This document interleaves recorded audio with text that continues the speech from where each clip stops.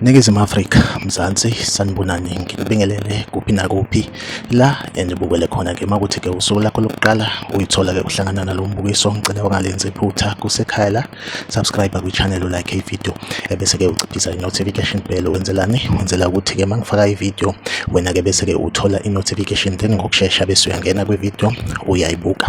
SikuTrend TV siyaqinisekisa-ke ukuthi-ke sikulethela-ke lolu daba olusuke lusematheni ngalolo suku. Ingaza kwethu kunevideo etrendayo ey'nkundleni zokuxhumana ikakhulukazi-ke ku-Facebook, then-ke abantu bayasendelana-ke le video via WhatsApp, isabalele nje kakhulu la eNingizimu Afrika. Ivideo-ke eveza-ke owesifazane nowesilisa obekubonakala-ke engathi-ke bekuyisikhathi senkonzo okanye after inkonzo bebonakala-ke bezitika ngocansi emagcekeni-ke esikole, then-ke kwakhona obantshontshwayo ngevideo wase-ke ekwazi ukuthi-ke eyidedelele izwe. Engaza kwethu kunesithombe-ke esitrendayo ey'nkundleni zokuxhumana-ke, isithombe-ke esiveza lo owesifazane okusolakala-ke ukuthi-ke uyena ovela kuleya video. Kuthiwa-ke bafethu akusiyena lo wesifazane osekutrenda-ke isithombe sakhe. Njengamanje uma uzoyibona ivideo uyabona ukuthi lo wesifazane obonakala evidweni mncane ngomzimba, bese ukuthi-ke lo osekutrenda-ke isithombe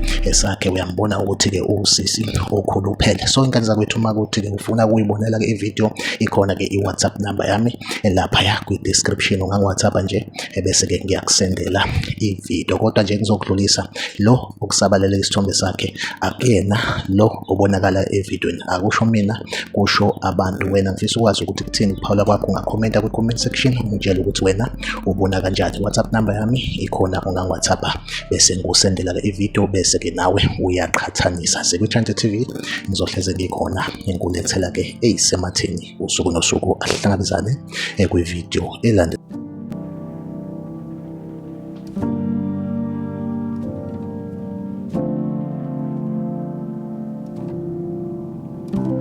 Isithombe esiveza-ke lo wesifazane eseshiya